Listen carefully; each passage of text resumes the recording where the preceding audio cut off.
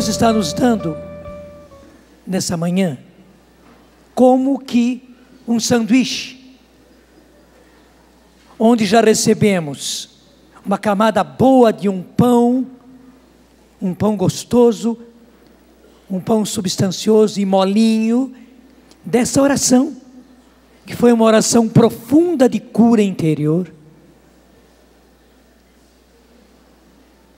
Agora vem uma camada assim mais substanciosa da palavra de Deus. É como aquilo que nós colocamos no meio do sanduíche. E depois vamos receber uma outra porção de pão por baixo, para completar.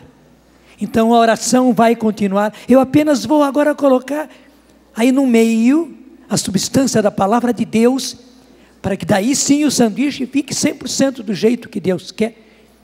Sanduíche de pão com pão não vai, né? O pão é gostoso, o pão é substancioso, mas sanduíche de pão, o pão com língua, né?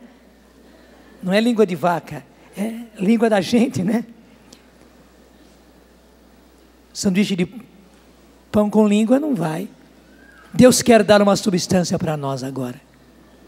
E aí eu peço que você pegue comigo o que é o tema desse dia que nós estamos vivendo. Jeremias 15. Jeremias capítulo 15, versículo 15. Inclusive está escrito lá, naquele grande cartaz: participe conosco, dia de oração. Senhor, lembrai-vos de mim, amparai-me. Senhor, lembrai-vos de mim, amparai-me. Esse é um grito da alma para nós. E por quê? Ele foi um grito da alma de Jeremias. A alma de Jeremias gritou isso. E interessante, quando a coisa é inspirada, foi um grito da alma dele, e Deus quis que isso ficasse gravado no livro sagrado. Para quê? Para que essa palavra gravada aí no livro sagrado também despertasse em nós esse grito. Porque esse grito em Jeremias veio do Espírito Santo. Foi o próprio Espírito Santo que o fez gritar assim: Senhor, lembrai-vos de mim, amparai-me. É como uma pessoa que está caindo lá de um prédio. Imagine uma criança. Imagine você, criança, menino ou menina, caindo lá de cima. Mas você sabe que seu pai está lá embaixo, que sua mãe está lá embaixo. O que você grita é isso: Pai, me segure. É que Jeremias usou uma palavra mais bonita: amparai-me. E esse verbo é bonito, né? Que é o amparar. É para parar, né? Amparar é fazer a pessoa parar, mas aqui no colo. É que eu estou com o microfone aqui. Amparar é isso. A pessoa vem caindo lá de cima e vai se esborrachar no chão. E o grito é isso: Pai, amparai-me. Mas a gente grita assim porque tem a certeza que o Pai quer, e que o Pai pode me parar, me segurar no seu colo. E veja, o colo está aqui, está aqui. Não é apenas os braços não, mas na hora que os braços pegam, a gente já vem direto para o coração de Deus. E para você entender melhor ainda, a própria Bíblia está mostrando o que Jeremias estava vivendo quando gritou assim desse jeito. Já o comecinho do versículo, porque essa é a segunda parte do versículo, né? Senhor, lembrai-vos de mim, amparai-me. Mas começa assim: e vós que tudo sabeis, vós que tudo sabeis. Até podemos traduzir assim: vós que sabeis de tudo. É como as comadres, né, que conversam, mas ela já sabe que a comadre sabe de tudo. A fofoca já correu tanto, né, que ela tem a certeza que a comadre já sabe das coisas todas. Você já sabe de tudo. E sabe mesmo. Jeremias está dizendo: e tu que sabes de tudo, sabes de tudo que está acontecendo, e é que está. Sabes do meu sofrimento, sabes da minha perseguição, sim, da perseguição da qual eu estou sendo vítima. Eu estou sendo vítima, Senhor, de uma perseguição. E a perseguição, gente, era terrível. Porque Jeremias estava falando aquilo que Deus mandava que ele falasse. E o pessoal não estava gostando. A partir do rei, e pior, a partir daqueles que estavam ao redor do rei. Porque o rei até era, de certa maneira, dócil. Não era um santinho, não, mas ele era mais dócil. Mas o pessoal que estava ao redor do rei, desculpa, os cupinchas todos, tramando para não perder o lugar, para não perder, bajulando o rei. Eu quase que ia usar um outro termo, né, que o povo usa muito, né, que puxa, eles estavam lá, e para isso, para não perder a própria posição, perseguiam terrivelmente Jeremias.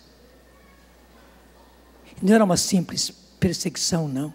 Ele corria risco de vida, ele ficou preso, ele passou fome, ele era caluniado. A gente percebe isso logo na palavra de Deus. Vou ler agora todo o versículo 15. E vós que sabeis de tudo, Senhor, lembrai-vos de mim, amparai-me, e vingai-me de meus perseguidores. Não estranha a palavra vingai-me, porque o verdadeiro sentido de vingança, que vem de vindicta no latim, não é o nosso tipo de vingança, não. Vingança no sentido original é dar a cada um aquilo que ele merece por aquilo que fez. No fundo, a vingança então deveria ser uma consequência da justiça. Repito, não são essas vinganças que nós fazemos com as nossas próprias mãos, com os nossos próprios sentimentos, que está tudo errado. Mas a origem da palavra, eu sei que hoje perdeu esse sentido e foi para o sentido errado. Vingança hoje é outra coisa, mas na origem, portanto na Bíblia, vingança é dar a cada um aquilo que ele merece. E é claro, Deus precisa dar a cada um aquilo que ele merece. É justiça fazer assim.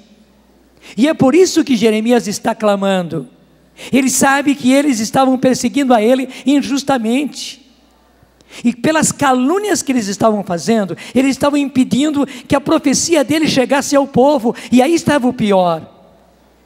O povo precisava saber da verdade, o povo precisava receber a palavra de Deus pura, como vinha de Deus naquele momento. Mas com as calúnias que eles faziam, o profeta estava sem moral. O povo ficava assim, pendente. Em quem nós acreditamos? Se a coisa vinha lá do palácio do rei, se eram os que estavam próximos ao rei, que estavam difamando, dizendo aquelas coisas todas a respeito de Jeremias, e Jeremias foi para a cadeia, Jeremias apanhou, e Jeremias ficou preso, e Jeremias quase foi levado à morte. Então, para o povo, o rei, o pessoal do rei tinha razão, e Jeremias era um errado, Jeremias era um falso profeta. E daí o sofrimento maior ainda de Jeremias, porque o povo não estava recebendo a palavra de Deus, não era dele, por causa daquelas calúnias. Então Jeremias estava angustiado com aquilo, e claro, você sabe que aí o sofrimento aumenta. Daí o grito dele: Lembrai-vos de mim e amparai-me. Mas ele não estava pensando só nele, não, ele pensava no povo. E daí ele grita: vingai-me dos meus perseguidores, não deixeis que eu pereça por vossa paciência para com eles. Porque Deus podia ter paciência com eles, né? E ele fosse perecer. Até você pode notar, lá no começo desse trecho, no versículo 10, pelo menos na Bíblia da Ave Maria, antes do versículo 10 vem um título a esse trecho, que é queixa do profeta. O profeta se queixa diante de Deus, o profeta se abre diante de Deus, o profeta como que vomita diante de Deus o que ele estava vivendo. Ele precisava falar para alguém, e foi falar a pessoa certa, foi falar para Deus. E como é que começa? Veja que terrível: ai de mim, ó minha mãe, que me geraste para tornar-me objeto de disputa e de discórdia em toda a terra. Não sou credor nem devedor, e no entanto todos me maldizem. E maldizer aí é maldizer mesmo, todos falam mal de mim, todo mundo vive me caluniando. E para você entender bem esse contexto em que está o profeta Jeremias, vai um pouquinho mais na frente comigo, só um pouquinho, capítulo 20. E quando chega o versículo 14, Jeremias 20, 14, Jeremias vai gritar. E é um grito da alma. Não estranhe, não. Depois eu vou explicar. Mas o que ele diz? Está aqui no livro sagrado, gente. Na Bíblia. Jeremias grita para Deus: maldito o dia em que nasci.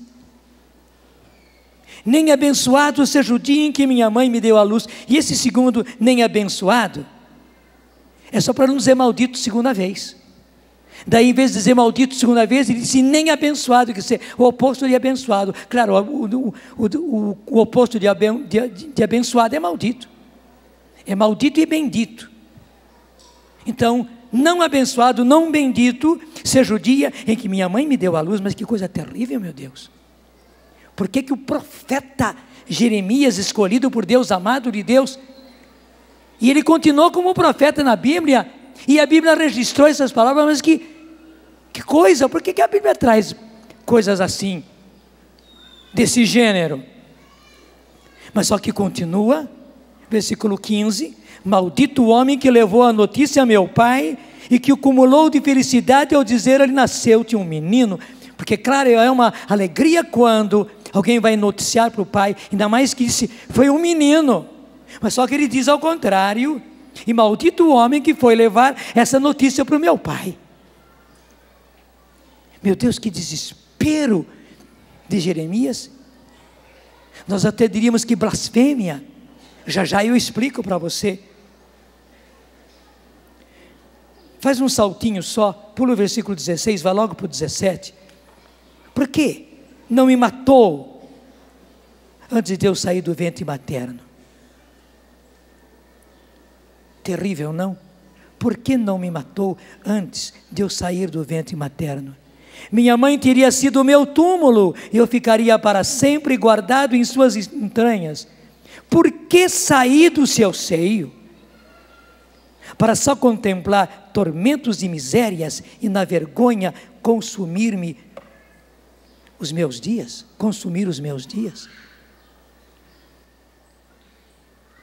Gente, dá para compreender um profeta, um homem de Deus, falando assim? Só que aí eu preciso explicar uma coisa muito importante para você, que é a seguinte: os homens bíblicos sabiam agir corretamente, o que nós não sabemos. Os homens bíblicos não ficavam engolindo as coisas que eles viviam. Os homens bíblicos não viviam guardando, escondendo dentro de si as coisas que eles viviam. Eles não viviam ruminando dentro de si aquelas coisas ruins, então se envenenando mais ainda. Não. Nem mesmo os homens bíblicos viviam negando aquilo que eles estavam passando e os sentimentos que eles estavam tendo. Jeremias falou isso porque ele estava sentindo isso.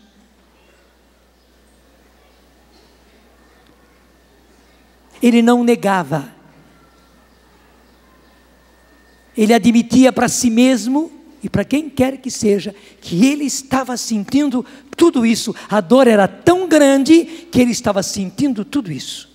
E mais, ele não ficava aguardando. Ele não ficava ruminando dentro de si. Ele não ficava se envenenando com isso. Veja, é assim que nós fazemos. A gente faz com que, como se nada, a pessoa está boazona, né? Ninguém está caindo aos pedaços. A pessoa que faz pose, se maquia bastante, e até homem faz desse jeito, né? Faz aquela cara de forte, sofrendo que é um desgraçado. Eu uso essa palavra porque Jeremias usou, sofrendo que nem um desgraçado, mas escondendo de si mesmo e de todo mundo, como que negando o que está passando, como que negando os acontecimentos, como se nada tivesse acontecendo, só que aí está, se envenenando e se envenenando. E por que se envenenando? Envenenando todo mundo ao redor dele. E aí está o pior. Eu me lembro, isso não faz muito tempo, quando o médico teve que pegar um abscesso que estava em mim e lancetou esse abscesso, rasgou sem dó e lancetou esse abscesso para tirar todo o pus daquela infecção que estava em mim, me envenenando. Infecção, você sabe, é infecção, ela envenena. E corre-se o risco de aquela infecção entrar no sangue, e acontece sepsemia, né? Em que eu estou falando bem leigo, em que a infecção corre na corrente sanguínea e acaba atingindo o corpo inteirinho. Graças a Deus que o médico chegou e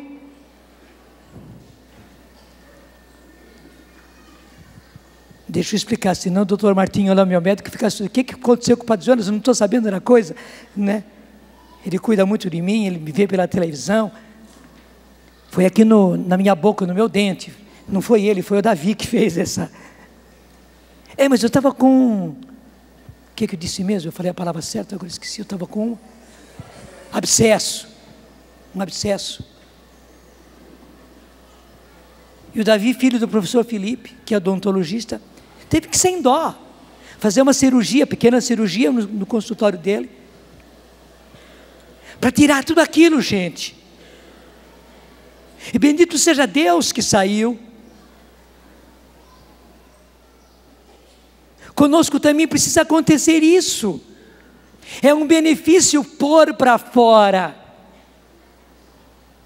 E o único jeito de a gente não se envenenar, não se infeccionar todo, como acontece com a sepsemia, é a gente pôr para fora. Dói, claro que dói, também na hora de pôr para fora, na hora de lancetar, é como um furúnculo, né? E o furúnculo pega em umas partes, né, que não dá para sentar, né? O furúnculo escolhe cada parte, né? Talvez por ser mais mole, ele vai se fixar lá. Como é terrível um furúnculo, é só um furúnculo. Mas que alívio, quando aperta e o carnegão sai, né? Mas não é? É um alívio. Você precisa fazer isso com os carnegões da alma, com o pus da alma, porque tem muita gente com pus na alma, infeccionado no coração e na alma, e aguentando firme, impassível. Até uma pose masculina ou feminina, né? Uma estátua. Mas uma estátua mesmo. Morto por dentro, só com pose por fora. E Deus quer acabar com tudo isso. Temos que aprender com os homens bíblicos. Obrigado. Pode bater palma, não é para mim, é para... Temos que aprender com os homens bíblicos. Eles viveram da maneira certa. Graças a Deus, na Canção Nova, nós temos um princípio de vida que é terrível, que se chama transparência e partilha. É viver na transparência. Transparência é transparência. Transparência fala de transparente. Não oculta nada, não esconde nada. E é transparência e partilha. Quer dizer, a gente põe para fora, partilha com os outros. Aquilo foi o que fez Jeremias. Ele estava sofrendo daquele jeito. A perseguição era tão terrível que Jeremias estava com pus na alma. Não quer dizer que Jeremias fosse mal de falar tudo isso, de até gritar: maldito o dia em que eu nasci, e maldito o homem que foi levar notícia para o meu pai, e meu pai ficou contente. Mas ele falou isto porque infelizmente aquele sofrimento era tão atroz que estava envenenando a ele, e ele não podia ficar com esse veneno dentro dele. Então ele pôs para fora.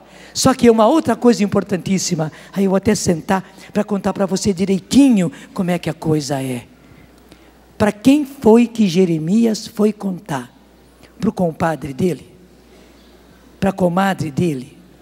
Para os amigos? Para o pessoal do botequim? Não, ele foi contar isso para Deus. Ele foi lancetar a alma dele e abrir a alma dele, infeccionada, cheia de pus, para Deus. E na hora que começou a apertar o furúnculo, saiu esses gritos aí. Deixa eu apertar um furúnculo no você para ver se você grita ou não grita.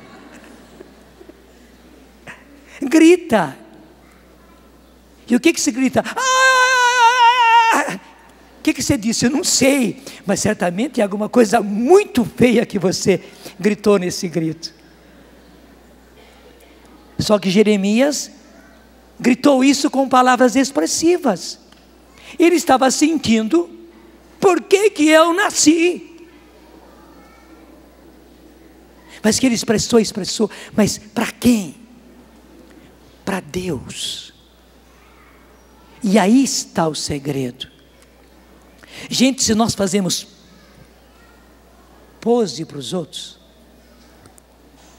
até estou rindo de mim mesmo, né? Fazemos pose para os outros. Nós vivemos fazendo pose para Deus, e as poses para Deus são as mais lindas.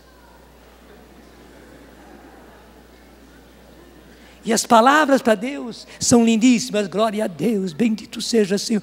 Sofrendo que é um desgraçado e falando mentira. Não está sentindo nada disso. Não, fala para Deus aquilo que você está sentindo, bendito. Fala para Deus aquilo que está sentindo, bendita. Abra-se com Deus, grita para Ele você pode gritar. Você pode até dizer o que Jeremias disse, não vou repetir. Mas que interessante, na hora que você se abre para Deus, como Jeremias gritou: Senhor, Tu que sabes de tudo, da maldade desse pessoal, da cachorrada que eles estão fazendo comigo, da conspiração que armaram contra mim, porque na verdade, Senhor, agora é uma conspiração, cada um diz uma coisa, é uma trama mesmo que eles estão fazendo contra mim, e levam para o povo, e levam para o rei, e leva para esse, e leva para aquele. Senhor, eu estou realmente numa trama, no meio de uma conspiração. O Senhor que sabe de tudo. E aí que vem o grito: lembrai-vos de mim, amparai-me, Senhor. Mas é para Deus que ele grita isso, na certeza que Deus vai acolhê-lo.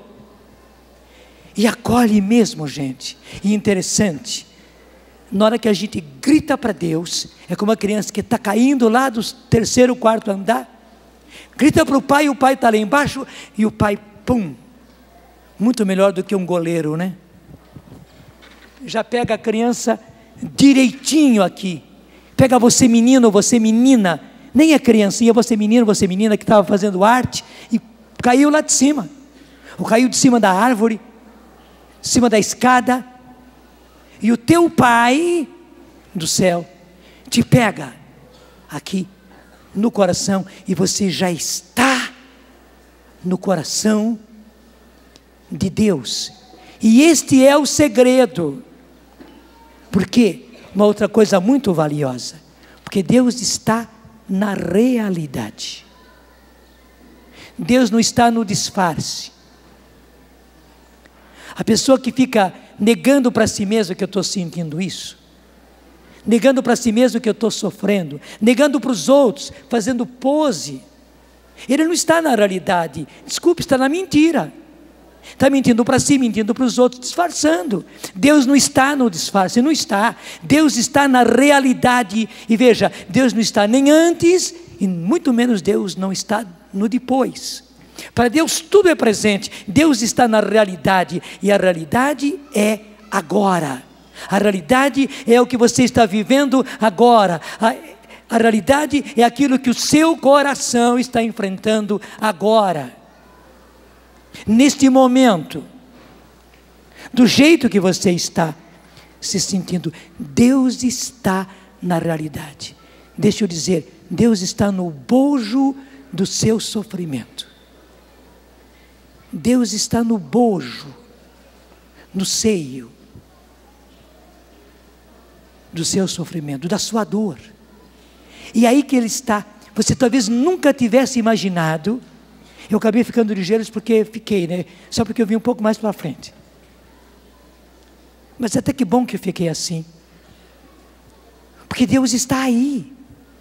Talvez você nunca pudesse imaginar que Deus estivesse aí, dentro, no seio, no bojo do seu sofrimento. Mas é aí que Ele está. Porque Deus está na realidade. Se você está sofrendo, é aí que Deus está. Talvez não sejam perseguidores como Jeremias, não sejam pessoas do rei que estão te caluniando. Não, talvez o seu sofrimento dormiu com você essa noite, ou não dormiu com você essa noite, porque o bandido saiu de casa e nem voltou. E esse bandido ou é o seu marido, ou é o seu filho, ou é a sua filha, ou é o seu pai, que bandidão. E você que é filho, você que é filha, sofre por causa das canalices do seu pai. E falei a palavra porque talvez você não tenha coragem de falar. Não estou dizendo para você ser mal com seu pai e querer mal o seu pai. Não, mas talvez você não admitisse. E não quisesse dizer que você sente isto. Cara, você não vai dizer para seu pai, mas você tem o direito, tem o dever de dizer para Deus. Você tem o direito e tem o dever de dizer para Deus, porque o único capaz de solucionar, inclusive, a sua situação é Deus. Porque Deus está, não é no disfarce, não é na mentira, não é na pose.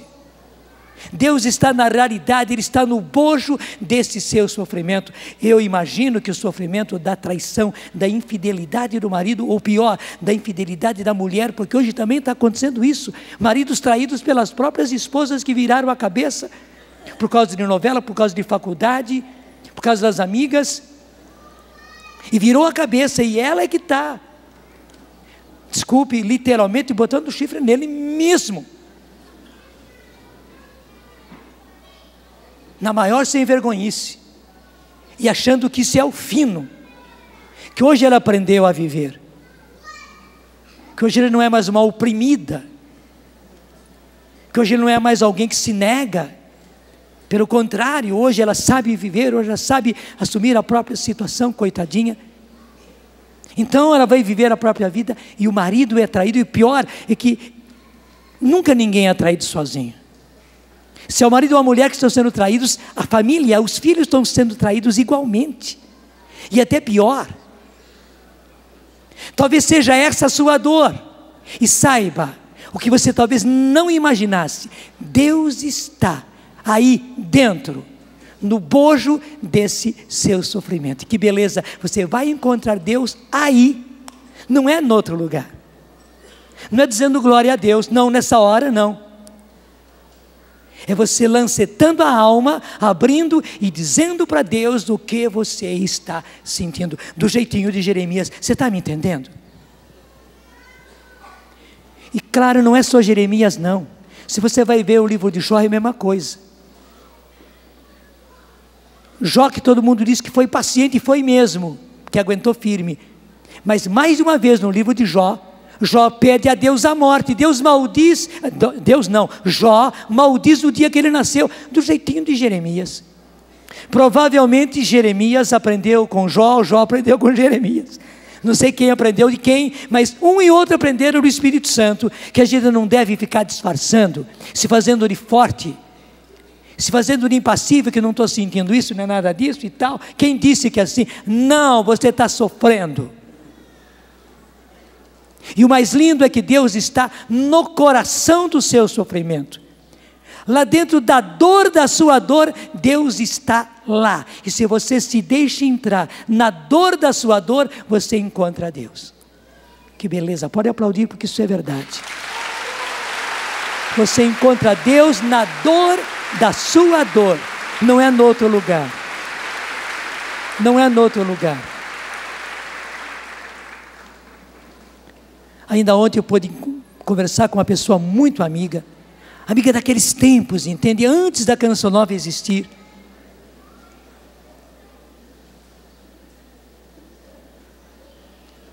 E eu pude aliviar uma porção de coisas que essa pessoa vivia.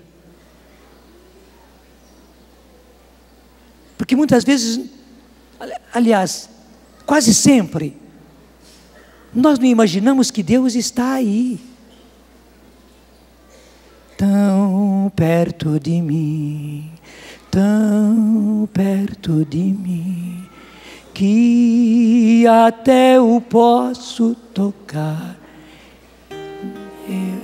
Jesus. Veja bem, porque você nunca imaginaria encontrar Deus aí. Você nunca podia imaginar. Mas Ele está aí. Aí no sofrimento. Se é isso que você está vivendo, mas não estou sentindo Deus. Não está mesmo, porque você está sentindo dor. Na hora que você sente dor, você não sente mais nada. É por isso que os batedores de carteira, né, dão aquele empurrão em você, e na hora, com perícia, já tiraram a sua carteira.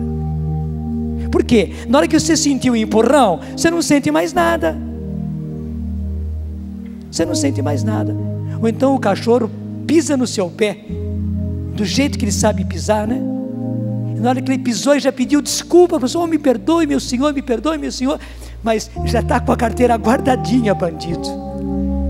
Porque na hora que você sentiu o pisão no pé, que você quis dizer um palavrão para ele, já te roubou a carteira, porque você não sentiu mais nada, só sentiu a dor.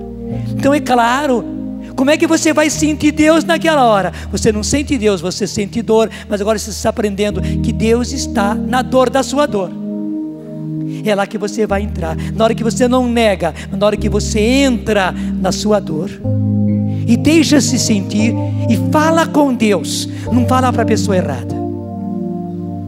Porque com frequência nós falamos para os amigos, falamos para as comadres, falamos para a pessoa errada, ou até jogamos na cara da pessoa que está nos fazendo sofrer, porque também essa pessoa é errada.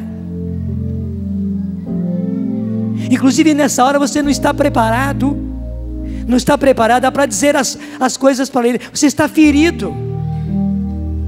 Deixa eu te contar uma coisa. Eu tinha um cachorro em casa. Todo pobre tem cachorro, né? E em casa nós éramos muito pobres, graças a Deus. E tínhamos um cachorro que chamava Juli. Sarnento, coitado. E o Juli tinha uma mania. Ele gostava de correr atrás dos carros, dos caminhões principalmente. Nós morávamos na Cachoeirinha, ali da Deputado Emílio Carlos. Quem é da região conhece, hoje é uma avenida. Mas já naquele tempo, 50 anos atrás, a Emílio Carlos já começava a ser uma avenida frequentada, e o bendito do Juli vivia correndo atrás dos caminhões. Eu estava vendo o dia que o pneu do caminhão ia pegar o Juli, por isso a gente deixava a porta fechada, o portãozinho fechado, para o Juli não escapar. Um dia o bendito do Juli escapou, parece que eu estava adivinhando. Eu saí correndo atrás dele. Nessa hora passou um caminhão, ele saiu correndo atrás do caminhão, não deu outra. O caminhão pegou a patinha dele, na hora que pegou a patinha dele, ele focinhou no chão, né? E virou 3, 4 vezes no asfalto, aquele asfalto daquele tempo, não é o de hoje, né? Aquele asfalto rústico. E eu correndo um risco medonho, e criança não tem juízo na cabeça, né? Eu fui pegar o Juli, enfrentando inclusive o pneu do caminhão, loucura, mas eu fui instintivamente, né? E fui no asfalto para pegar o Juli. Na hora que eu peguei o Juli, o bendito mordeu a minha mão. Mas aqueles dentes do Juli, pontiagudos, que entraram, e eu não apenas senti a dor na mão, mas a dor na alma. Era a última pessoa que ele devia morder, coitado, porque eu estava salvando a ele. Eu fiz isso tudo por amor, mas ele mordeu justamente a mim, abocanhou justamente a mim. Mas nem por isso eu deixei ele pegar o Juli e coloquei aqui no colo. E na hora que eu coloquei, foi tudo questão de segundos, né? Que eu coloquei o Juli no colo, caído ali no asfalto, gente. Imagina um espetáculo, coisa de filme, né? Coisa de televisão. Esses programas que começam pelas 6 horas da tarde lá em São Paulo, né? Podia pegar uma cena como essas. Estava eu lá, desse jeito assim, ajoelhado no asfalto, com o Juli aqui. E cachorro chora, né? Você sabe que cachorro chora, né? E o Juli chorou, com aqueles olhos olhando para mim, porque agora ele me reconheceu, ele viu que era eu. É que na hora que o caminhão pegou, e alguém pegou, ele pensou que o que pegou a patinha dele é que estava pegando ele. É claro, ele só podia fazer isso como defesa. Pá, abocanhou a minha mão. Mas não é isso que nós fazemos. E nós mordemos a pessoa errada, mesmo se é a pessoa que está fazendo você sofrer, naquela hora da dor. Porque claro, primeiro o Juli, o pneu de um caminhão passando em cima da patinha, imagina a dor, e ele rodopiou no asfalto daquele tempo, então ele estava alanhado mesmo. Naquela hora, a dor só podia fazer isso, morder quem estivesse na frente. Se você está nesse excesso de dor, se você vai falar com a pessoa que está te magoando, que está te ofendendo, se é ela a causa da sua dor, você não vai conseguir fazer outra coisa a não ser morder, e morder fundo. Não é a hora, não é a hora ainda, ou talvez não seja nunca a hora de você ir jogar na cara da pessoa o que ela está fazendo por você. Não, você precisa antes ir jogar tudo isso no coração de Deus. Ele vai compreender você. E na hora que você fizer isso, você já está encontrando com Deus. Você estará encontrando o coração de Deus no coração da sua dor. E Ele que está no coração da sua dor compreende você perfeitamente, porque Ele está naquele momento no coração da sua dor. Pena que a gente é burro, né? Mas estamos aprendendo. A gente só vem aprender isso depois de muitos anos, mas graças a Deus que estamos aprendendo antes tarde do que nunca. Mas aprenda e faça. Não fique apenas com teoria. Você está vendo como, graças a Deus, nós não estamos trazendo teoria. E aqui na Canção Nova a gente não traz teoria. Não, a gente traz coisas concretas, coisas práticas. Mas o prático de Deus, o prático bíblico, gente, é assim. vai desabafar-se com Deus, vai lancetar a sua dor diante de Deus, vai chorar diante de Deus, vai dizer coisas como disse Jeremias, sejam verdadeiras ou não sejam, diante de Deus você pode falar, grita, xinga. Deus não vai te morder, nem vai te espancar, porque a gente pensa que então se fizermos isso, Deus daí vai me fulminar com um raio, né? Como um raio. Não, Deus não vai te fulminar com um raio, Ele já está ali no bojo da sua dor, te acolhendo no coração. E na hora que você recebe aquele abraço de Deus, que está no coração da sua dor, você vai experimentar como é maravilhoso. E o interessante, é o melhor remédio que existe. Desculpe o que eu vou dizer agora. Às vezes o estômago da gente está embaralhado. Parece que o negócio vai do estômago até a garganta e volta para trás. A gente segura, né? E vai, e a gente não está podendo ainda dar uma saidinha, né?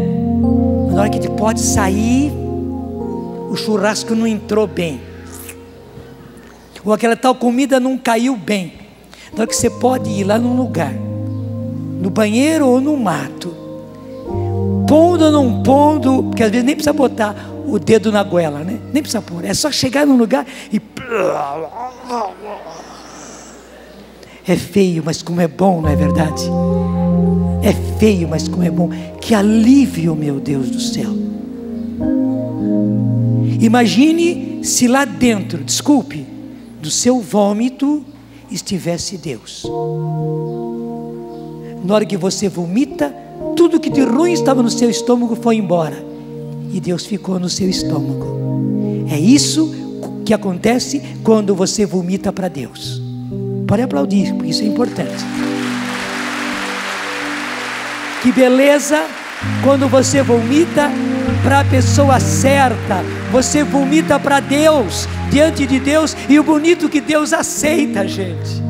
Deus está ali como a pia, Deus está ali como um vaso, ou Deus está ali como um mato, para você vomitar tudo em cima dele. Ele não se incomoda, Ele te entende, até diz que bom que você vomitou.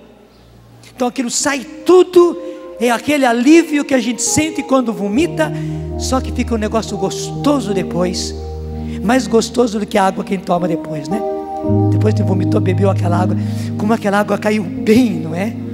Nada caía bem, nenhum sorrisal cairia bem, mas aquela água cai bem. Mas que beleza, Deus fica não só no seu estômago, Deus fica no âmago do seu ser, curando inclusive as consequências daquilo que o vômito foi fazendo no tempo que ficou envenenando você. Aprendeu?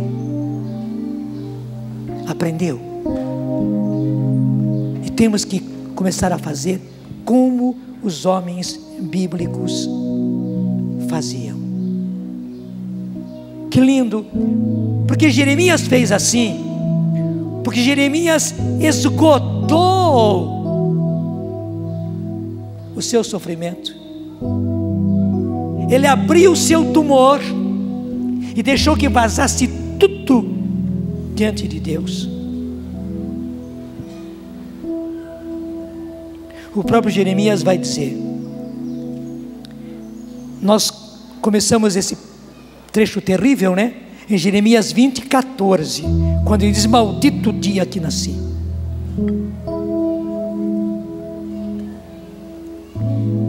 Só que no 13 está assim: cantai ao Senhor, glorificai-o, porque salvou a vida do miserável das mãos do mal.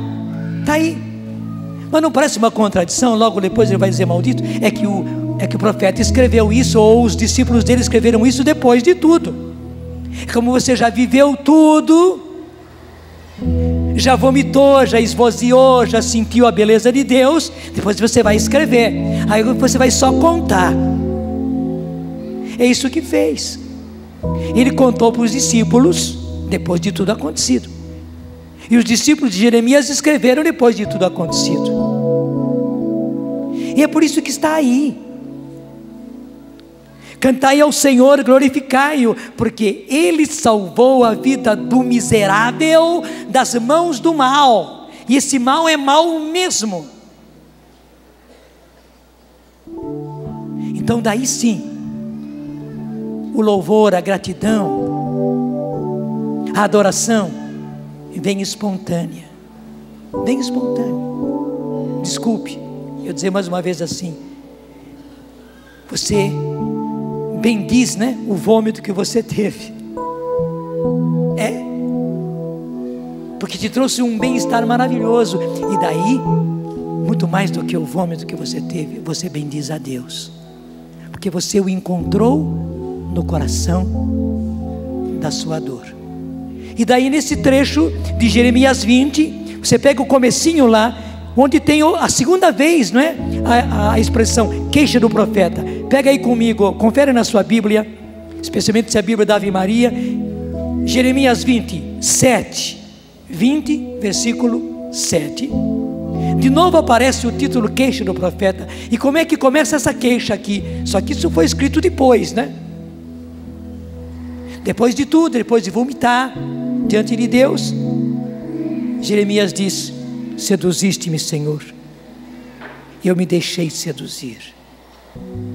Dominaste-me e obtiveste triunfo. Sou objeto de contínua irrisão, e todos zombam de mim, mas não tenho como dizer diferente. Seduziste-me, Senhor, e eu me deixei seduzir. No fundo ele estava dizendo: eu sou homem de Deus, não porque eu quero ser homem de Deus, não, o Senhor me escolheu, eu sou porque sou. O Senhor me constituiu profeta, isso para mim não é honra, o Senhor sabe muito bem que eu pago um preço altíssimo pelo fato de ser profeta, de falar as coisas que o Senhor me manda falar, mas eu não posso negar. Seduziste-me, Senhor, e veja que expressão forte, né? Você sabe o que é a palavra seduzir, e Jeremias usa essa palavra, tanto quanto ele disse maldito, agora ele diz que o Senhor me seduziu, o Senhor me seduziu, e eu me deixei seduzir.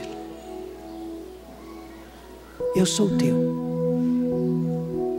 eu te pertenço. Essa dor já foi,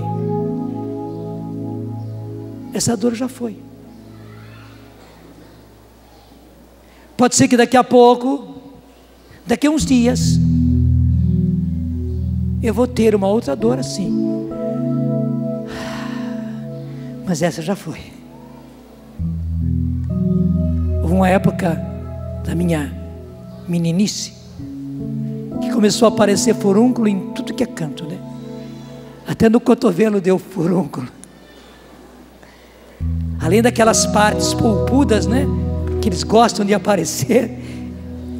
E eu vivia ficando em pé na sala de aula, e a professora e eram irmãs, né, estranhavam muito. Senta, Jonas, senta, Jonas. Ai, que dor, tem que sentar. Apareceram furúnculos um depois do outro, e meu pai era craque, né? Na hora que o furúnculo estava assim bem amarelinho, ele sabia a hora certa. Meu pai vinha com aquela mãozona dele, né? E daí apertava, e era de uma vez só, o carnegão vinha. Meu Deus do céu, que alívio. Eu sabia que já havia 2, 3 furúnculos pintando e já doendo, mas aquele já foi. Você me entendeu? Gente, por enquanto estamos ainda num vale de lágrimas, estamos. Mas o segredo e a beleza é a gente ir vencendo um por um dos nossos problemas, é irmos vencendo uma por uma das atrocidades que a vida nos proporciona. Não é a vida não, estão na vida, mas as outras pessoas, que também elas são erradas, também elas fazem as coisas erradas, também elas fazem as escolhas erradas, como nós fazemos. Elas nos machucam, mas nós também machucamos os outros. Elas nos ferem, mas também nós ferimos os outros. Elas nos magoam, mas nós também magoamos os outros. Elas nos decepcionam, mas também nós decepcionamos os outros. Então, nesse mundo de pessoas falhas, como somos nós sofremos, somos sofridos, deixa eu dizer assim, mas fazemos também os outros sofrer. Só que somos assim. E que bonito, Deus se põe na nossa dor, na nossa dor. Deixa eu dizer, tanto Deus está aí no bojo da sua dor de traído,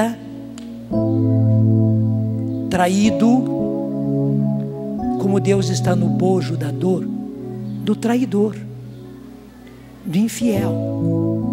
Deus não está aprovando a infidelidade e a traição dele, mas você pensa que quem trai não sofre? Sofre mais ainda. Não estou dizendo que está certo, não estou dizendo que ele é um bonzinho, muito menos que Deus está aprovando a traição e infidelidade dele ou dela, não.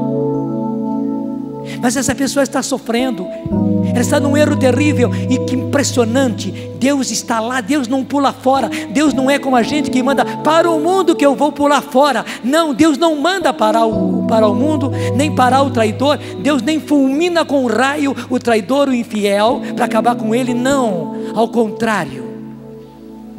Deus está lá, no bojo, no sofrimento daquele que está traindo. Ele sinta ou não sinta, mesmo que o sem vergonha não sinta ainda, mas Deus já sabe que é um tumor cancerígeno que está corroendo com ele lá por dentro, e Deus já está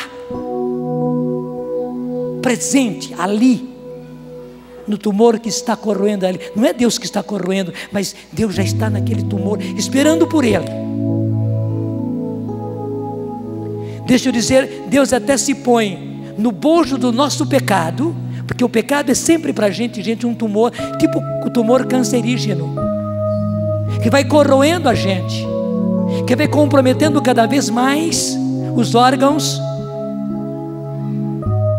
Mas Deus está já no coração desse tumor, esperando pela gente, para que quando a gente sentir, e quando a gente entrar nesta dor, nesse sofrimento, desse tumor, que talvez seja culpa nossa, Deus já está ali esperando, não para dizer que estava certo, não, meu filho, você estava errado, minha filha, você estava erradíssima, somente que eu estava aqui te esperando para esse abraço. Senhor, lembrai-vos de mim, amparai-me, e que cada um de nós sempre caia no colo, no coração de Deus, não caia em mais nenhum outro lugar. Não busque em pessoa alguma, por mais amável, por mais amante que seja ele ou ela, não caia nos braços de ninguém, porque isso não ampara ninguém, isso só complica e traz mais dor. Se não for no momento, vai trazer logo em seguida. Caia nos braços de Deus.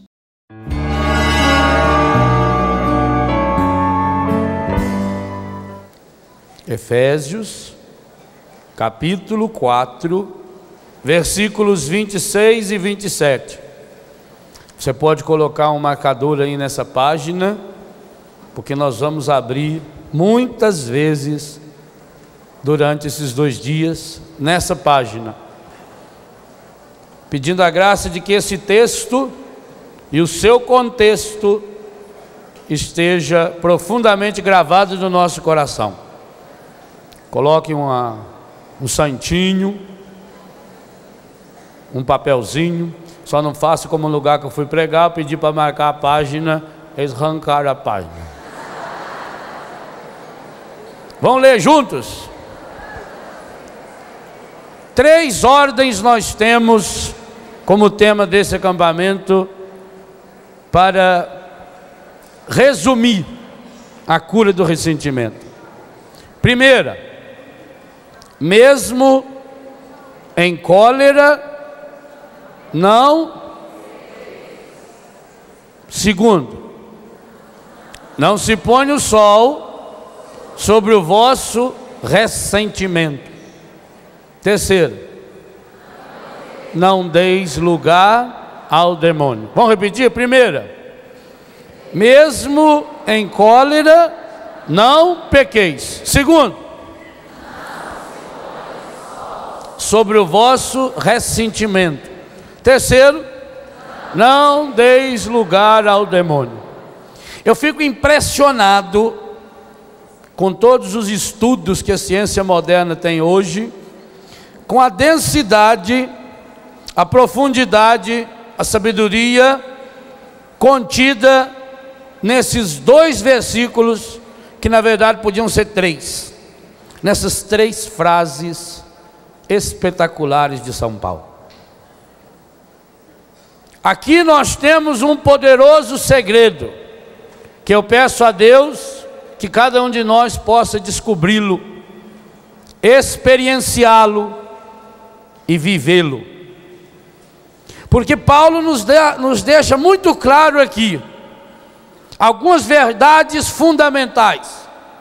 Primeira delas, não existe nenhuma pessoa nesse mundo que não passe pela experiência da mágoa, da raiva, da cólera. Ele constata, mesmo em cólera. Se você pegar outras traduções, e aqui no livro eu tento reproduzir algumas das mais conhecidas, você vai ler aí na sua Bíblia: podeis irar-vos, se irardes, não pequeis. Essa primeira frase, essa primeira parte da frase, está nos ensinando algo que todos nós já constatamos inúmeras vezes. Inclusive hoje é possível que muitos já tenham experimentado. Não existe nenhuma pessoa nesse mundo que não tenha passado pela experiência da raiva, da ira, da cólera ou da mágoa. Os nomes aí são muito semelhantes. E quando eu falo nenhuma pessoa nesse mundo, nesse caso não estou excluindo nem Jesus. Também Jesus passou pela experiência da ira, da mágoa momentânea, da raiva, da cólera. E por acaso Jesus pecou? Esse é o segundo passo. É possível, mesmo em cólera, não pecar. E isso nós precisamos aprender. Esse é o segundo passo que nós temos que aprender nesse acampamento. Para que a gente não peque, mesmo em cólera, a segunda frase: não podemos deixar o sol se pôr sobre essa mágoa, sobre essa raiva, porque senão ela virou ressentimento. E quando virou ressentimento, há uma coisa espetacular aqui. Há uma passagem do plano humano para o plano espiritual. A mágoa, a raiva, a ira, que é humano, é o plano humano, é o plano dos nossos relacionamentos conosco, com os outros ou com Deus, torna-se algo espiritual. E pior, espiritual no sentido negativo. Quando uma raiva vira ressentimento, ela está nos mergulhando no inferno. Porque Paulo diz aí: não deis entrada, não deis abertura, ou outras traduções, não deis a menor possibilidade ao demônio. Então leia de trás para frente o versículo. Qual é o único jeito que o demônio tem para poder entrar no nosso coração? Pela porta do ressentimento. Então nós saímos de algo que é humano. Por isso que isso aqui não tem nada a ver com autoajuda, não. Nós saímos do plano humano, do plano emocional, e caímos no plano espiritual. Por isso nós precisamos entender bem, primeiro, que nós somos humanos, que nós estamos sujeitos à mágoa, à cólera, à raiva, à ira. Todos nós. Segundo, não existe uma vacina em que você tome essa vacina eu fui no acampamento, e lá eu tomei uma vacina na minha veia, e aquilo tocou no meu coração, e a partir dali, eu me transformei numa pessoa nova, nunca mais me irritei. Pereceu. Morreu. No meu livro eu deixo bem claro: só existe um lugar no mundo em que você poderá conviver muito tempo com a mesma pessoa sem que ela ofenda você: cemitério. Único lugar. Ali pode ficar cada um deitadinho. Às vezes coloca genro e sogra no mesmo túmulo. Desde que fez 3 anos que morreu, bota lá. Família comprou de ameia a carneira. Comprou de ameia a carneira. Ruim é se a pessoa morre antes do prazo. Dá um trabalhão medonho. Pobre tem até prazo para morrer. Agora tem que esperar 3 anos para morrer o próximo, porque senão não pode pôr lá na carneira. Único lugar no mundo em que você consegue passar mais do que 3 ou 4 horas ao lado da mesma pessoa e não brigar, não discutir, não machucar, é no cemitério.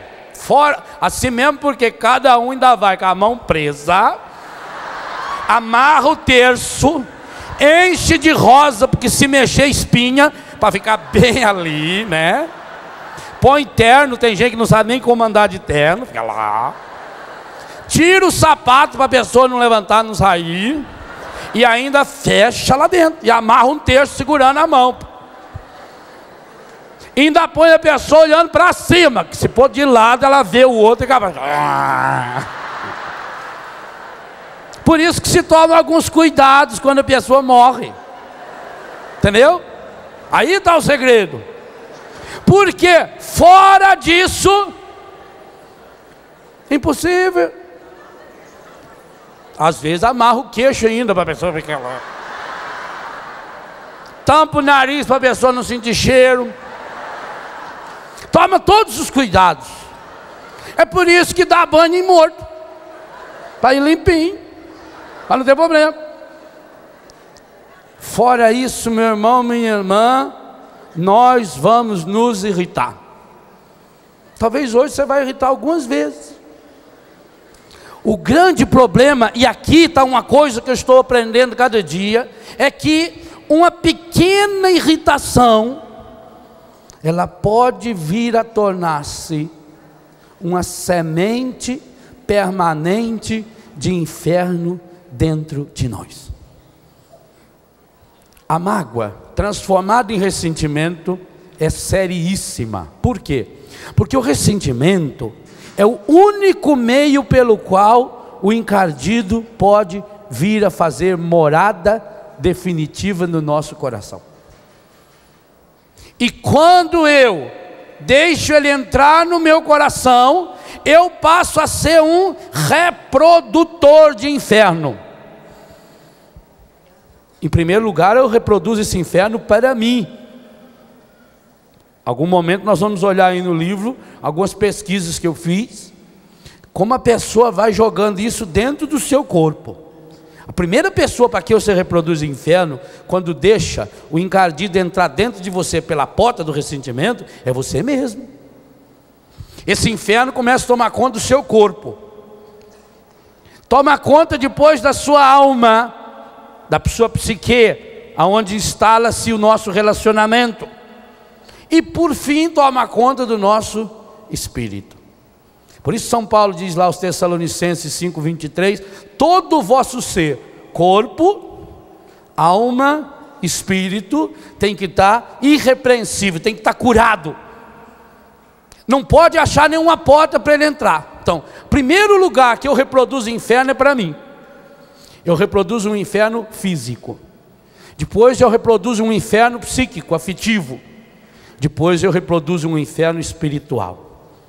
Quando eu criei essa semente de inferno, esse ninho do inferno dentro do meu coração, e eu passo a reproduzi-lo em mim, logo eu estou reproduzindo para as outras pessoas. E o povo simples sabe disso. A pessoa que tem essa semente do inferno dentro de si, ela é capaz de transmiti-lo até mesmo para a natureza, para os animais. Por que fala que uma pessoa consegue, com um mal olhado, por exemplo, matar um bicho? Olha, tem um fundamento teológico para isso. Essas bruxas, porque ela alimentou de tal forma, ela criou tanto inferno dentro de si, que esse inferno sai no seu olhar. Eu hoje entendo muito bem aquilo que eu estudei na filosofia, quando eu lia, por exemplo, Jean-Paul Sartre, um filósofo ateu, e ele dizia: o inferno são os outros. Claro, porque no momento em que eu tenho o inferno dentro de mim, ele vai encontrar facilmente sintonia com qualquer pessoa que tenha inferno. Mas em primeiro lugar precisa estar aqui, porque se ele não estiver dentro de mim, ele não vai achar sintonia com o que está fora. Eu preciso da liga. Então, pelo ressentimento, que eu deixei transformar uma mágoa, uma coisa corriqueira, uma raiva momentânea, muitas vezes uma raiva justa. Exemplo de raiva justa: você está sentado aqui, você levantou cedo, você veio de longe, você atravessou o Brasil inteiro para vir num acampamento, hoje você levantou de madrugada, tomou banho, veio para cá, se sentou porque você veio para rezar, você quer realmente ter uma experiência com o Senhor. Mas aí tem o filho de uma anta que senta atrás de você, ou do lado seu, ou que não senta, que chega atrasado, e que fica falando o tempo todo, ou fica o tempo todo mexendo no nariz, ou aquele coitado que não toma banho, senta do lado da gente, e quando manda impor as mãos, ele levanta lá. É uma raiva justa, não é? Ó, eu vim de longe, eu me preparei, eu vim rezar, eu estou aqui, eu quero rezar. E por que tem esse fiote encardito que vem aqui para me atazanar? Não é justo? É justo. É justo, mas não é santo. E o que eu vou fazer? Talvez seja esse fiote do encardido que será o meu caminho de céu. Eu não sei, pode ser. Agora, não queira você ser caminho de céu para muita gente, não. Tem alguns que são caminho de céu para muita gente, que a gente não aguenta mais a pessoa.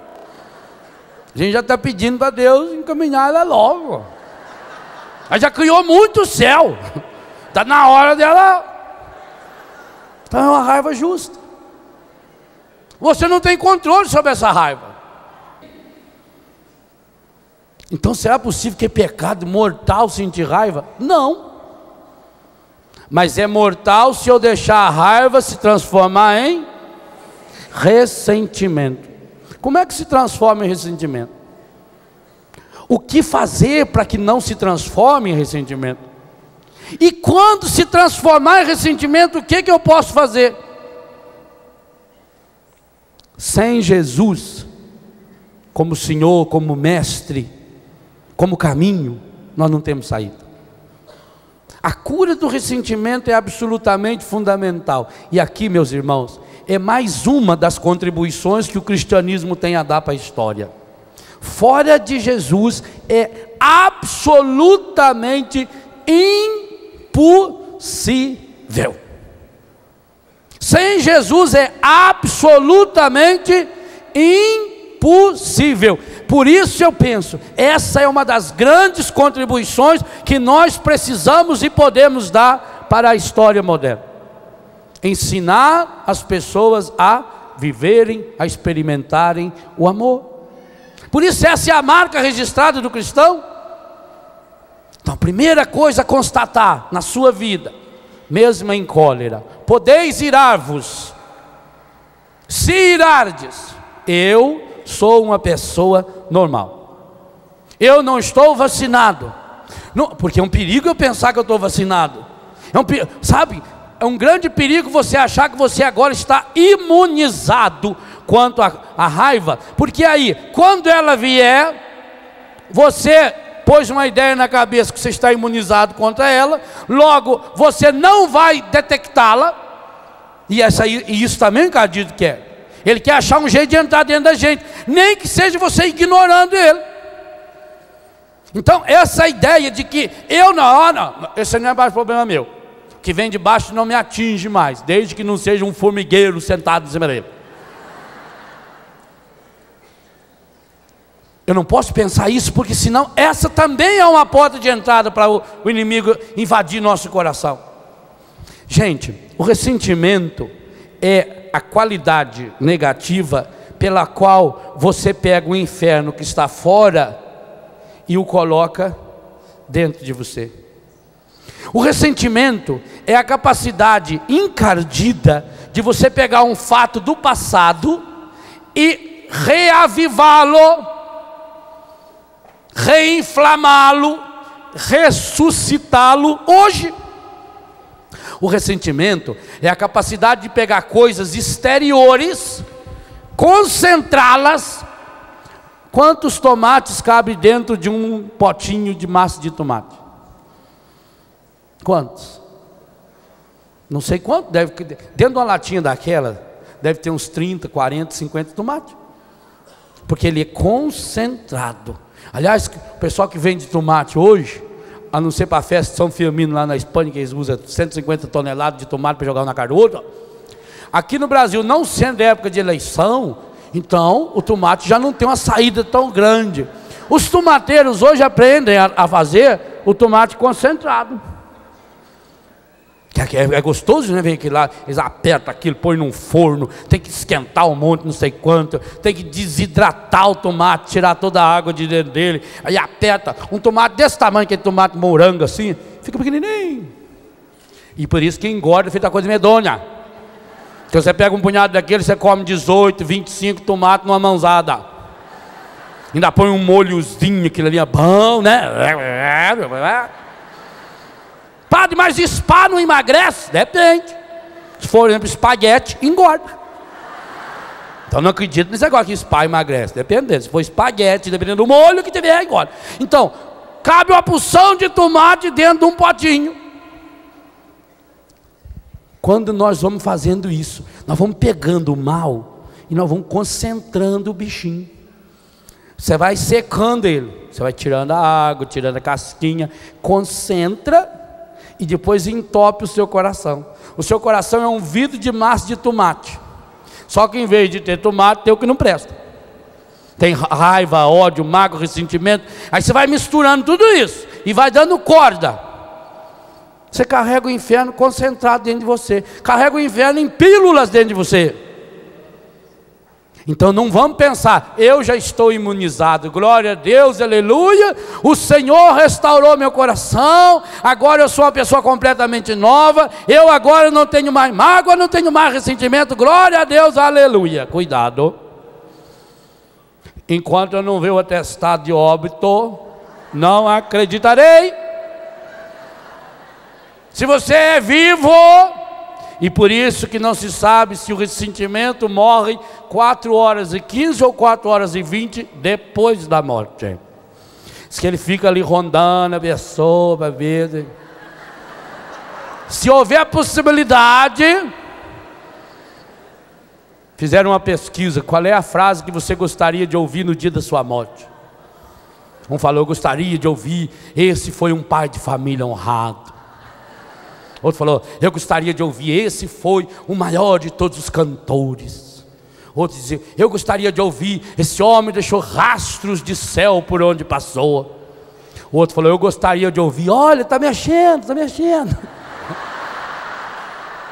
O encardido fica ali assim, esperando ele, está mexendo, então, volta na pessoa. Então eu não posso pensar, eu estou imunizado. Não estou, não. Eu preciso descobrir quais são as situações que mais facilmente me irritam. Eu, por exemplo, estou fazendo um dossiê completo disso aí para mim, tá? Já está uns 700 páginas mais ou menos. Mas eu tenho que descobrir onde está a minha fraqueza. Gente, conhecer a sua fraqueza é ser forte. Se uma pessoa chegar para mim e falar assim: Padre Léo, vão nadar no mar, vão atravessar a Baía de Guanabara a nado, ó que eu vou. Eu não aguento, nem numa banheira eu não consigo atravessar ela a nado. Nem lá no Japão, naquele furozinho, eu não atravessava nada aquilo. Agora eu vou ser besta? Só porque um amigo meu convidou eu para nadar no mar, eu vou? Eu não, sou besta. Eu tenho que saber minha fraqueza, eu não consigo nadar esse tanto. Não aprendi a nadar, não sou submarino. Vou de barco. Então, descobrir a minha fraqueza é um sinal de inteligência. Inteligente não é quem acha que pode tudo, é quem sabe aonde não pode. Quem sabe onde está a sua fraqueza. Então eu preciso perceber que situações da minha vida são situações que me deixam mais irritado. Reconhecê-las humildemente em primeiro lugar diante de mim mesmo, que é o mais difícil. Depois achar pessoas diante das quais eu posso abrir meu coração. Descobrir um mecanismo, repito o que eu já falei e eu vou repetir isso muitas vezes, e dentro desse mecanismo não há nenhuma possibilidade de você curar um ressentimento, a não ser pela experiência pessoal de Jesus. Por quê? Se o ressentimento tem uma íntima relação com o demônio, São João já deixou bem claro, que só Jesus é aquele que veio ao mundo para aniquilar as obras do demônio. O que o mundo não entendeu ainda, e só vai entender quando fizer uma experiência de Jesus, é essa verdade absoluta e fundamental. Se o ressentimento é uma realidade teológica, é uma realidade espiritual, é um caminho para o inferno, o único que pode me tirar desse caminho é Jesus. Mas eu preciso perceber que é uma situação humana. O que causa ressentimento em você? Uma mágoa, uma ira, uma irritação. E o que causa essa irritação? Qualquer coisa. Como é que a gente fica com raiva de uma coisa? Como é que de repente você fica magoado? Quando quebra as nossas expectativas. Eu estou esperando que me aconteça algo maravilhoso e não acontece. Ou eu peço a Deus que não me aconteça determinadas coisas negativas, e acontece. A quebra da expectativa. Toda vez que você esperar algo bom, que não acontecer, e toda vez que acontecer algo ruim, que você não deseja que aconteça, instala-se a possibilidade do ressentimento. Mas nenhuma situação chega a ressentimento se primeiro ela não for uma mágoa. O que é mágoa? É aquela coisa que me aperta. Você vai no supermercado, no mercado, comprar fruta, uma pessoa que conheça bem fruta diz: não leva essa maçã, não, ela está ressentida. O que é uma fruta ressentida? Todo ano em Santa Catarina tem a época da colheita da maçã. Santa Catarina produz muita maçã, e muito boa maçã. Quando chega a época da colheita, os jornais, as rádios começam então a, como é que chama isso? A arrecadar não, convocar gente. Não, alguém falou a palavra certa aí. Não é divulgar não. Chamar gente para trabalhar. Fazer igual o dono da vinha fez. Recrutamento, muito bem, a palavra correta. Então faz o recrutamento. Quem quer trabalhar na colheita da maçã? Eles espalham lá para o interior do Paraná, para Santa Catarina, e vem gente de longe. Mas o sujeito que vem de longe, ele chega lá na fazenda de maçã, ou nos hotéis, por exemplo, tem muitos hotéis naquela região que produzem maçã, você pode ajudar a apanhar, tem festivais de comida, de doces, tudo à base de maçã, de chás. O sujeito não pode no dia seguinte que ele chegou ir lá apanhar maçã. Ele tem que fazer um curso para apanhar maçã. Mas estou acostumado a apanhar laranja lá no interior de São Paulo. É fruta, é redonda, tem o mesmo tamanho, mas tem que apanhar diferente. Porque a maçã é uma fruta que se ressente com muita facilidade. Talvez seja por isso que transformar a jaca do paraíso em maçã, pela sua capacidade, a fragilidade de se ressentir. Laranja, você chega lá, chacoalha a laranjeira, ou dá umas bambuzadas assim, principalmente se não for sua, né? Aí cai mais rápido. Cai no chão, você joga dentro do saco, olha, não tem ninguém, você põe nas costas e joga no pé. Não tem problema, dá umas batidinhas na laranja até ajuda, sorte o cardo. Tanto que você para chupar, você aperta a bicha que você vai chupando, né? Antigamente era um ritual descascar uma laranja. A gente ficava olhando o pai da gente abrir aqui o celularzinho, né? Onde ele guardava o canivete, canivetinho corneta, limpava o canivete, aí pegava. E a gente ficava atento porque não podia arrebentar. Para depois a gente brincava assim, né? E também para depois vocês xingar nos olhos do inimigo. Era uma arma poderosa. Aí todo mundo ficava atento para saber quem vai ganhar a tampa. Eu quero a tampa, pai. E se o pai desse uma tampa maior para o irmão e para a gente a tampinha? Ainda meu pai que não fazia tampa, vai fazer só um buraquinho assim, redondinho. Aí você vai apertando aqui assim, né? Quanto mais aperta, mais calma. A maçã não. A maçã você não pode. Então, para apanhar uma maçã, por exemplo, você tem que pegar com a mão inteira na maçã, encostar a palma da mão, pressionar suavemente. Não pode pegar com 2 dedos assim, porque você vai forçar muito onde você aperta. Aí ela fica preta, fica ressentida. Então tem que saber. Tem que ter técnica para colher a maçã. Assim também, o ressentimento é uma mágoa. Começou com uma mágoa, algo que me apertou. Tem gente que a gente precisa tomar muito cuidado com essa pessoa. Tem pessoa que a gente fala que ele é uma manteiga derretida. Não é que é o jeito. Por exemplo, ovo. Ovo tem uma casca frágil, mas dependendo do jeito que você pegar ele assim de comprido, você não parte o ovo tão forte que ele é. Então tudo que é fraco tem seu lado forte. A maçã, por exemplo, para carregar tem que ser quase igual ao ovo. Tem que ser naquelas caixinhas, ou se não naquelas sacolinhas que vinha antigamente. Bonito, né? Depois a gente usava para pôr no cabelo aqui assim, para sentar o cabelo. A redinha, você virava ela assim, formava uma maçãzinha com ela também. Ai, coisa chique, né? E aquilo era bom, você chegava a dar de presente para a namorada, ela ficava assim, feio com aquilo. Né? Põe aqui assim, para sentar o cabelo, você passava a banha de porco e punha, né? Ficava aquele modelão assim. Cabelo tudo esticado, chique. Tinha utilidade. Hoje você nem vê mais aquelas coisas. Hoje você chega no supermercado, já tá com aquele, vem da Argentina, já vem com aquele papel assim, que já está meio derretendo. Então eu tenho que saber, ué. A maçã é uma fruta deliciosa, mas ela tem que ser pegada com jeito. Tem pessoas também que tem que ser pegada com jeito.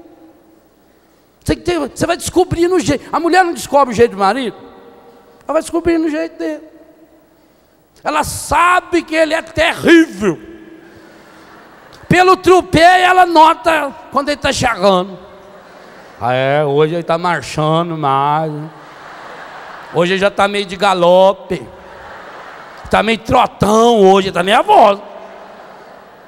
O Eclesiástico já diz, o jeito de andar da pessoa revela o que ela sente. Em casa você nota isso, ó. Você vê aquela pessoa naquela sensibilidade, né, de bailarina. Quando o marido entra com aquela suavidade, você vai sentindo aquele barulho, a casa dá aquela tremida assim.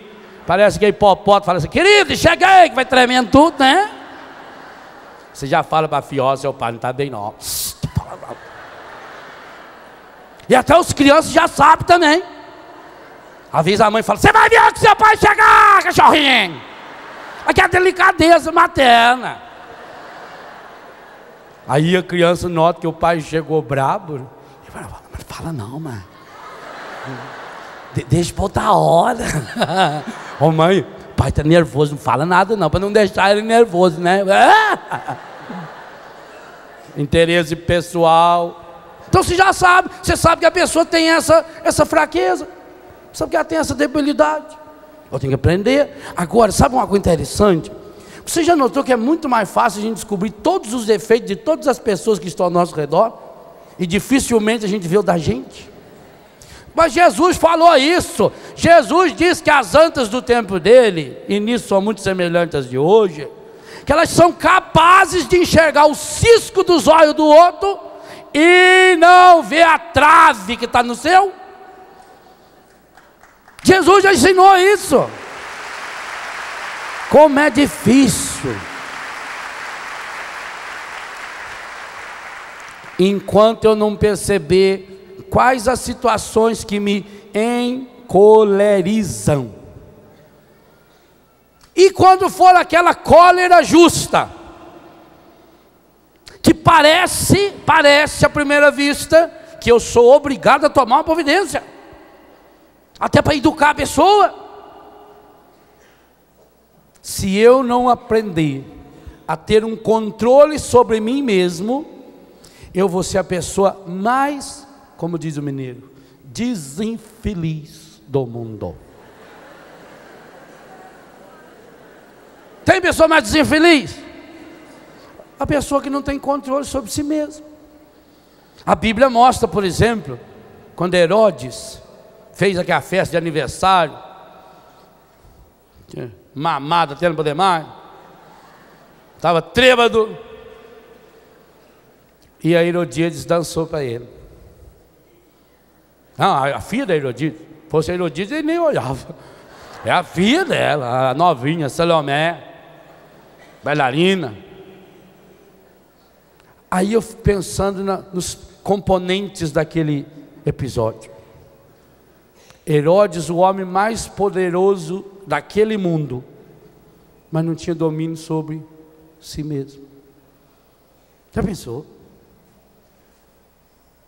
Um homem tão destrambelhado, que só porque uma mocinha dançou na frente dele, ele disse que dava metade do reino para ela.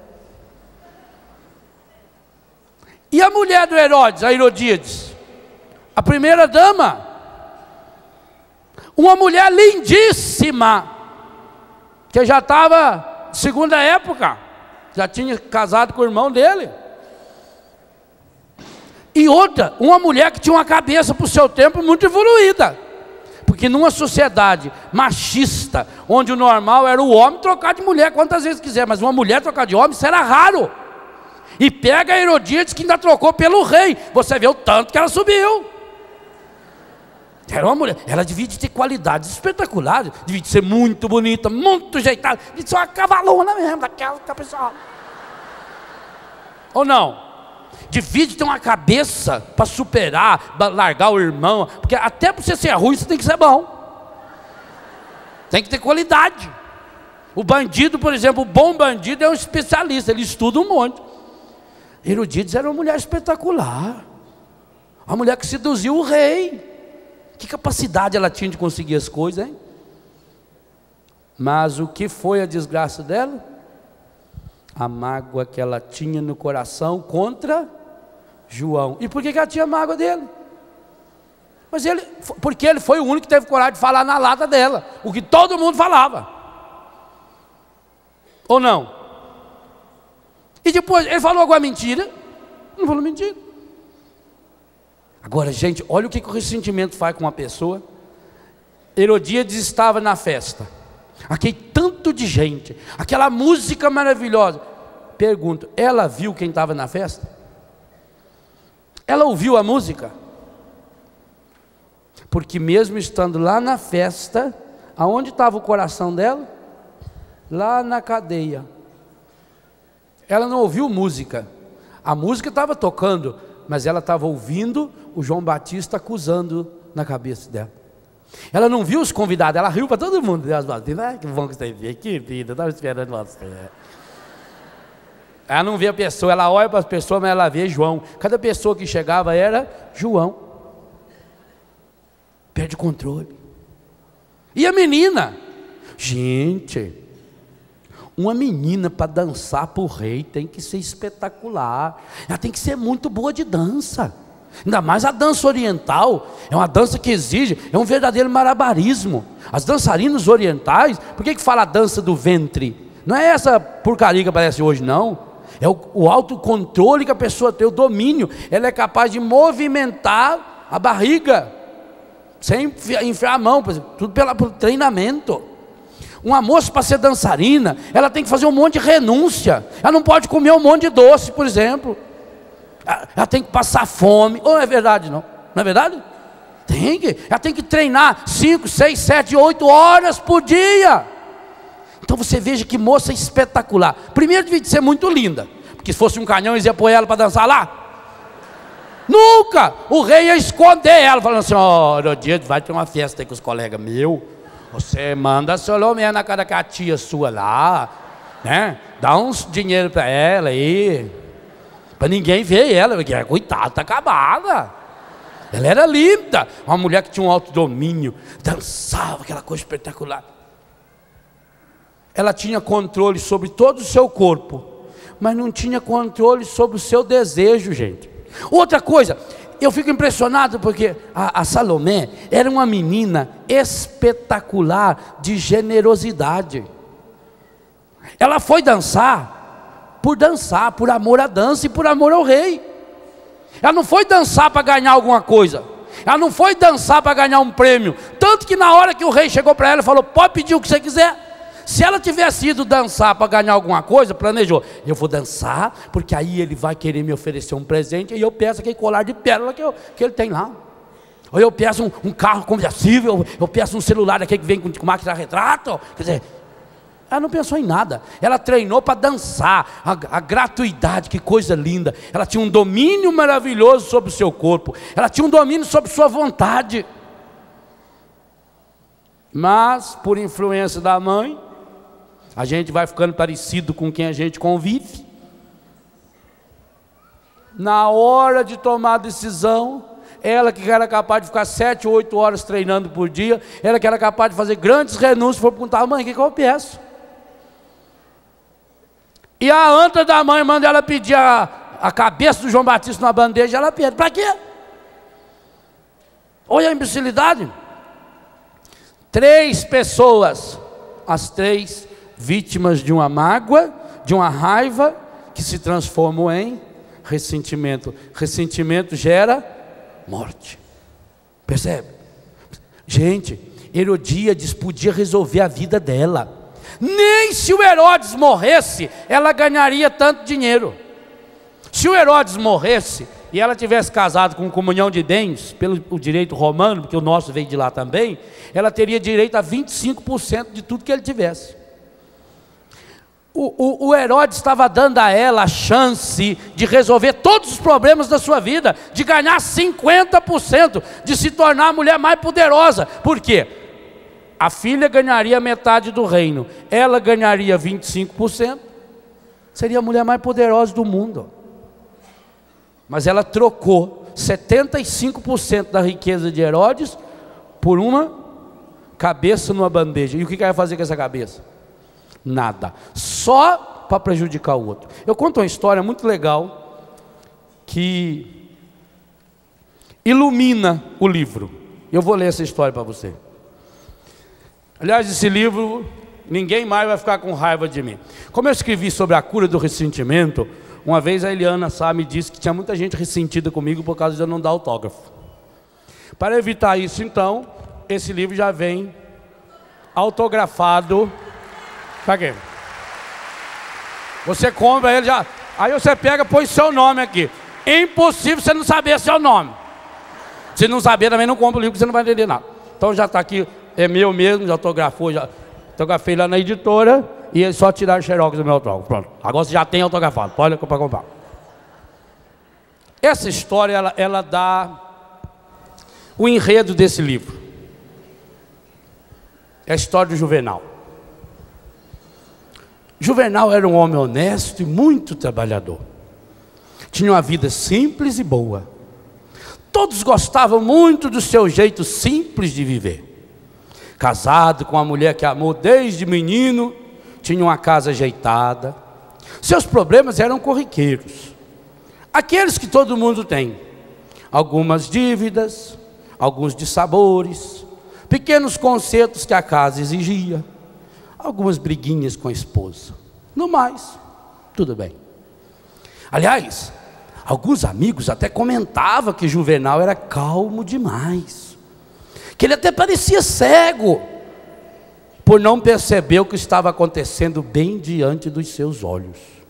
Alguns até tentavam dar uns indiretas, mas ninguém tinha coragem de falar abertamente sobre aquele problema terrível que o coitado do Juvenal estava vivendo sem saber. Quando o Juvenal chegava no barzinho perto da empresa, uma ou outra vez até percebeu uns risinhos estranhos de alguns companheiros, mas como quem não deve não teme, já que não devia a eles, Juvenal não temia e nem desconfiava de nada, até o dia em que a bomba veio à tona. Ele estava sendo traído, e o pior é que o caso da esposa era com o patrão do Juvenal. Juvenal era bom, mas não era bobo. Por pior que seja, não, foi pedir satisfação ao patrão, queria tirar aquela história a limpo. Por pior que seja, a verdade é sempre o melhor remédio. E o patrão confirmou tudo, era tudo verdade verdadeira.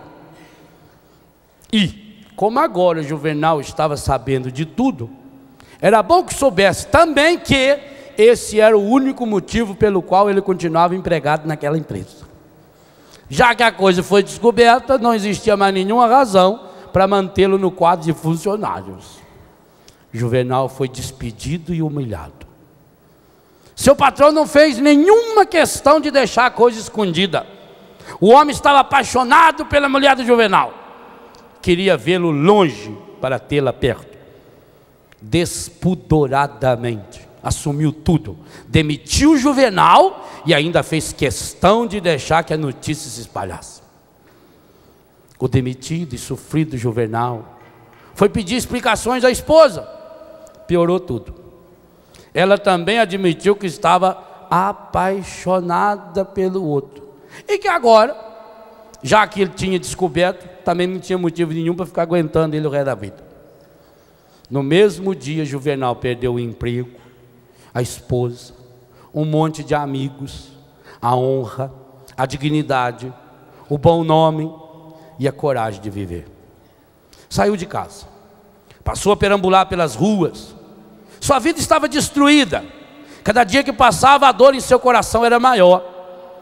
Ele tinha saído de casa, sido demitido do emprego, mas parecia que nunca sua ex-esposa e o ex-patrão haviam estado tão presentes na sua vida.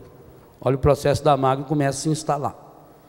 Ele saiu de casa, ele perdeu o emprego, ele não estava mais vivendo fisicamente com a esposa, não estava mais trabalhando fisicamente com o patrão. Agora, a ex-esposa e o ex-patrão estavam morando dentro do coração do Juvenal. Ele tinha ido embora da empresa, mas os dois estavam agora morando de aluguel dentro do seu coração. Em todo lugar que chegava, parecia que todo mundo já sabia da história. Você notou isso também? Quando você tem um problema, você chega num lugar, parece que todo mundo está sabendo. Olha, ih, quem está olhando para mim? Quem está olhando desse jeito? Ele nunca viu mais gordo, não?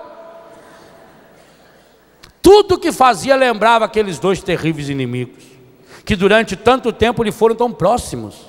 A ex-esposa e principalmente o medonho do ex-patrão agora o acompanhava por toda parte. Aliás, Juvenal nunca falou tanto com a infeliz como agora. Dia e noite ele estava conversando com ela. Quer dizer, não era bem uma conversa. Agora ele estava rasgando o verbo, falando tudo que ele sempre desejou falar. Agora tinha chegado a hora de falar aquelas coisas que estavam entaladas na garganta. E ele falava sem parar. Só que nem ela, e muito menos o ex-patrão, estava ali para ouvir o falatório. Juvenal estava falando sozinho, conversando consigo mesmo, murmurando, ruminando, moendo, remoendo. Segundo passo para a mágoa se instalar. A pessoa traz o inimigo dentro, fecha ele aqui dentro e começa a alimentar. E vai alimentando como? Ruminando. A pessoa fica falando sozinho, não devia ter feito isso também. Onde você viu, a gente ajudou tanto. Também hoje eu quero disputar. E aí, sai pra lá, você vergonha. O gato, o cachorro, você chuta, a criança chora, o telefone. Eu não quero saber do telefone. Briga com o telefone tocando. Eu não vou atender você, não vou atender você. Telefone não escuta a gente, você pode xingar ele. Tá pior que o creto na orelha, gente. Não é assim? Juvenal já deu o segundo passo, estava falando sozinho. Quando achava uma sombra agradável para descansar, Juvenal dava um jeito de se deitar, fechava os olhos e começava a assistir aquele filme que ele carregava no coração. Ele tinha feito um filme. O dia que ele ouviu, chegando na empresa para falar com o patrão, aquela cara safada, sem vergonha, daquele medonho. No filme mostrava direitinho ele chegando em casa, ele sem jeito de falar com a mulher, estão falando um negócio aí, é verdade. Ele voltava, e tinha um preinho assim, que ele voltava a fita, é verdade. É verdade, é verdade, é verdade, é verdade, é verdade. Ele já levava, o coração dele tinha virado uma parede de DVD.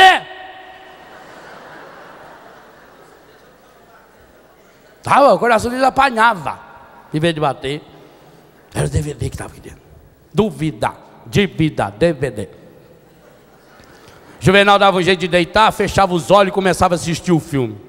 Cada momento de descanso era a hora de assistir o mesmo filme. Ele mesmo tinha dirigido, produzido, estava divulgando aquele longa-metragem sobre sua história de sofrimento, adultério, infidelidade, traição e revolta. Algumas cenas ganhavam destaque especial. No aparelhinho de vídeo de sua memória, na lembrança ele via e revia a cena mais dolorosa. Parava em determinadas cenas e ficava contemplando longamente cada gesto, cada olhar da ex-esposa e do ex-patrão. No filme ele refez toda a sua história, desde o dia em que conheceu aquela menina linda, o primeiro olhar, o primeiro beijo, o dia do casamento. Como ele foi feliz, ao menos da parte dele. O menino perguntou: pai, você que a mamãe nunca foram felizes, não? Ô filho, nós fomos felizes durante 26 anos. E o que aconteceu depois, pai? A gente se conheceu, casou.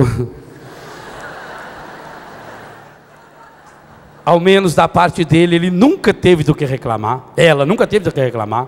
Sempre foi um marido honesto, correto, nunca traiu. Ela é que não soube se comportar. Mas por quê? Por que ela fez aquilo com ele? Por que pagar com ódio tanto amor que ele deu a ela? E o ex-patrão? Juvenal tinha certeza, e o filme mostrava isso com precisão de detalhes, que ele tinha ajudado o ex-patrão a ficar rico. Quantas vezes trabalhou até tarde da noite? Quem garante que não for nessas vezes que o medonho do ex-patrão aproveitou para ir seduzir a sua ex-esposa inocente e honesta? Como é que aquele homem que lhe devia tanta obrigação fora capaz de roubar-lhe a esposa e com isso roubar-lhe a alegria de viver, a dignidade, a honra, o bom nome? Não era possível que aquele homem tivesse vivido tanto tempo só com o objetivo de prejudicar o coitado do Juvenal. O filme com sua história já estava gasto, mas ele não se cansava de assisti-lo. Mesmo perambulando pelas estradas empoeiradas da região em que vivia, continuava mentalmente a assistir o filme, fazendo pequenos reparos, acrescentando detalhes importantes que com o tempo você lembra. A mágoa ajuda-se a lembrar os detalhes. Era preciso que o filme retratasse da maneira mais fiel possível aquela história de infidelidade. O júri também estava montado dentro do coração do Juvenal, e aquele longa-metragem, possivelmente com várias continuações, os retornos, parte 1, 2, 3, 18, 25, precisava retratar a história nos seus mínimos detalhes. Do contrário, haveria o risco de os jurados não julgarem a obra com a devida atenção. Embora estivesse trabalhando com tanto esmero em sua obra-prima, Juvenal não tinha muitos critérios para escolher os jurados. Qualquer um que encontrasse pelo caminho era maduro bastante para avaliar o filme. Até mesmo um cachorrinho que passou a acompanhar Juvenal foi designado ao posto de assistente de direção. Com ele, Juvenal partilhava tudo. Você viu o que fez comigo? Feliz é você, chuvisco, feliz é você. Chorava, tomava umas cachaças, reclamava da ex-mulher, do ex-patrão. Assistiam juntos o filme. O cachorrinho já estava treinadinho também. Quando não estava assistindo o filme, Juvenal falava sobre o episódio. Quando não tinha com quem falar, pensava e falava sozinho. Dormia, acordava e sonhava com o filme na cabeça e no coração. E cada dia mais ficava impressionado e irritado com a crueldade do ex-patrão que lhe roubou a ex-esposa. Numa dessas andanças pelos bosques da vida, Juvenal encontrou um objeto estranho, brilhante, bonito, parecido uma chaleira nobre. Como tinha o costume de juntar tudo o que achava pelo caminho, acabou por pegar também aquele estranho objeto. Antes de iniciar a tão esperada sessão noturna de exibição do filme, Juvenal foi tirar da mochila os objetos que juntou naquele dia. Foi aí que percebeu que aquela chaleira parecia uma lâmpada, era uma lâmpada, dessas que esconde gênios durante milhares de anos. Juvenal estava tão entretido com os pensamentos de sempre, que nem percebeu que inconscientemente estava esfregando a lâmpada. E não é que o gênio estava ali dentro? O gênio saiu feliz da vida, por ter sido liberto, e como é de costume nas histórias de gênio e de lâmpada, disse ao Juvenal que ele seria seu mestre, e por isso tinha direito a um pedido. Um pedido? Exclamou Juvenal. Sempre ouvi falar que era 3. Por que agora essa redução drástica no número de pedidos? Isso eu não sei, respondeu o gênio com má vontade. Afinal, passara tanto tempo esconhidinho dentro daquela lâmpada. É pegar ou largar? Bem, posso pedir qualquer coisa, disse o Juvenal, qualquer um. É somente um pedido, mas ele pode ser complexo, grande, exagerado. Você pode me pedir o que quiser, saúde, paz, dinheiro, alegria, fortuna, tudo o que você quiser ou precisar, é só pedir. Tudo o que eu quiser em qualquer quantidade, não tem nenhuma condição? Perguntou Juvenal. Bem, na verdade existe uma lei irrevogável, que todos nós gênios somos obrigados a cumprir. Eu sabia que não era tão fácil assim. Que lei irreverente é essa? É irrevogável. Ninguém pode mudar essa lei. Ninguém pode mudar. Sim, mas que lei tão importante é essa? É muito simples. Pela lei irrevogável dos gênios de lâmpada, tudo aquilo que você pedir para você, eu sou obrigado a dar em dobro ao seu pior inimigo. Vocês leram aqui, vocês são videntes. Está escrito aqui, estava bom demais. Quer dizer que tudo que eu pedir para mim, o Senhor dará em dobro ao meu ex-patrão?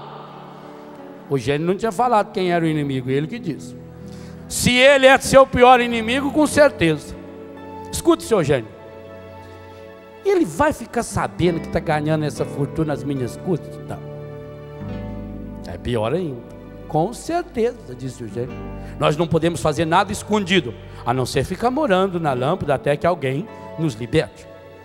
Assim, tudo que o Senhor pedir, seria obrigado a dar em dobro ao seu ex-patrão, com as saudações no seu nome.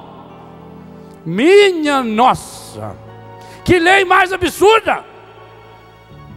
Ele me prejudicou tanto, me humilhou, roubou a minha ex-esposa, me jogou no olho da rua, e agora ainda vai se beneficiar as minhas custas. Isso não é justo. Se é justo ou injusto, eu não sei. Não fui eu quem inventou a lei. Só sei que tem de obedecer. O que o Senhor me pedir, eu darei em dobro ao seu ex-patrão. Juvenal ficou pensativo. Aquilo tudo era tão novo, tão difícil. Ele tinha a possibilidade de ajeitar sua vida. Poderia pedir uma fortuna bem grande ao gênio e começar uma vida nova em outro lugar, em outro país, onde ninguém o conhecesse, talvez até em outro país mesmo do mundo. Mas o fato de saber que o ex-patrão acabaria lucrando com isso, não lhe dava paz. Aquele homem ainda iria rir da sua cara. Ele o prejudicara tanto, agora seria beneficiado. O que pedir ao gênio? Juvenal pediu um prazo até o dia seguinte para pensar bem. Se você tivesse a mesma oportunidade do Juvenal, o que você pediria ao gênio? Pensa um pouquinho. Pensa na pessoa que mais prejudicou você. Você vai ter que pensar nela ao longo desse encontro, não tem jeito. O que você pediria ao gênio? Na manhã seguinte, quando o gênio lhe apareceu para realizar seu pedido, Juvenal já tinha tomado a decisão mais importante de sua vida. Não teve nenhuma dúvida em olhar bem nos olhos do gênio e pedir: quero que o senhor me arranque um olho.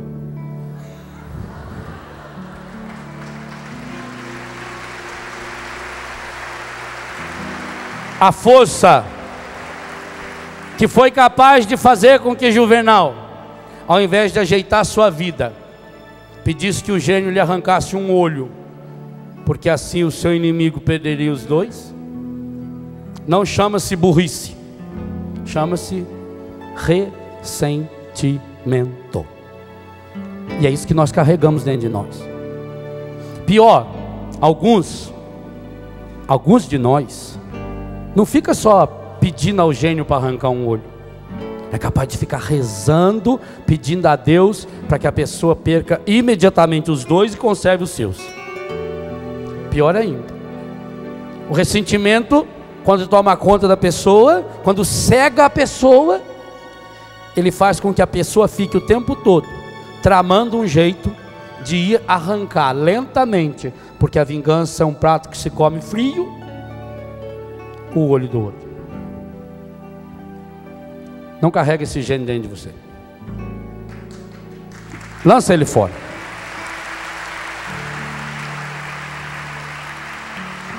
O verdadeiro gênio não está na lâmpada, está no seu coração, no meu também. É muito mais do que um gênio. Tem nome. E ele pode mudar tudo na sua vida, inclusive o jeito de se enxergar e enxergar os outros. Pai Santo, Pai querido, Pai amado, ajude-nos a perceber Jesus em nós e através de nós, e ajude-nos a acolhê-lo. Quero aplaudir.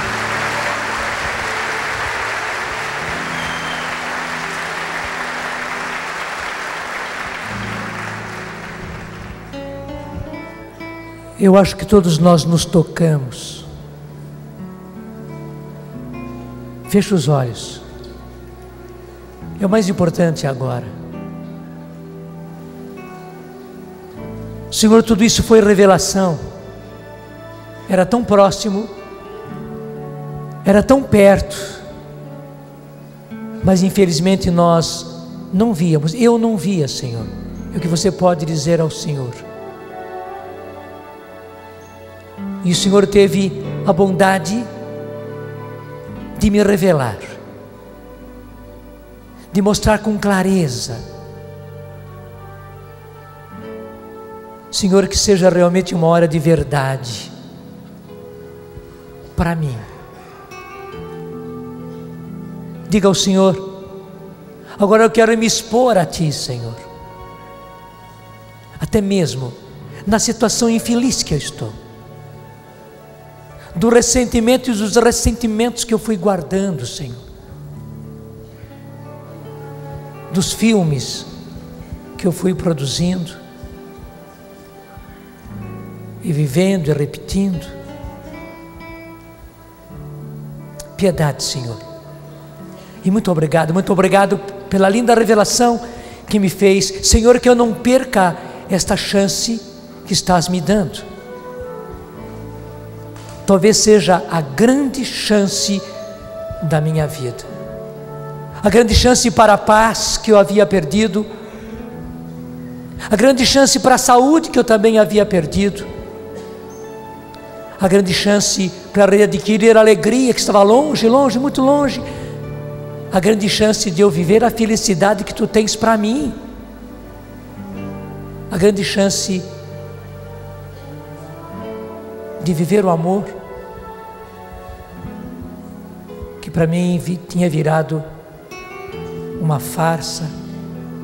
Obrigado, Senhor, obrigado por essa grande graça que me concedeu. Senhor, que eu tenha coragem de me abrir a Ti e entregar tudinho. Senhor, nós podemos ligar tudo agora. Nada foi pensado, nada foi produzido, mas a Luzia nos falou a respeito da trouxinha que ela tinha feito, com aquele pedaço de camisa e com aqueles restos de papel queimado,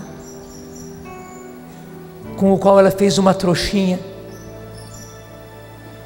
Mas chegou o dia de entregar a trouxinha, e hoje, Senhor, estou entregando a trouxinha. Talvez seja uma grande trouxa, Senhor, uma trouxona que eu estou te entregando, mas eu te entrego, Senhor. Faça isso do fundo do coração, até diga com as suas palavras, mas para você mesmo e para o Senhor: eu te entrego, Senhor. Eis aqui a minha trouxa, Senhor. Eis aqui a minha trouxinha, Senhor, feita até bem apertadinha. Estou te entregando, Senhor, e ao mesmo tempo estou pedindo, Senhor, por cada um desses meus irmãos: queima agora com o fogo do Teu Espírito, Senhor. Sim, queima com o fogo do Teu Espírito, Senhor, essa trouxinha que cada um agora está apresentando a Ti. O fogo do Teu Espírito, Senhor, pode queimar, e nós pedimos que o fogo do Teu Espírito Santo, Senhor, queime a trouxinha que nós estamos Te apresentando. Não quero mais carregar isto dentro do meu coração. Muito obrigado, Senhor. E que o selo da Tua bênção recaia sobre esta grande graça que eu estou recebendo.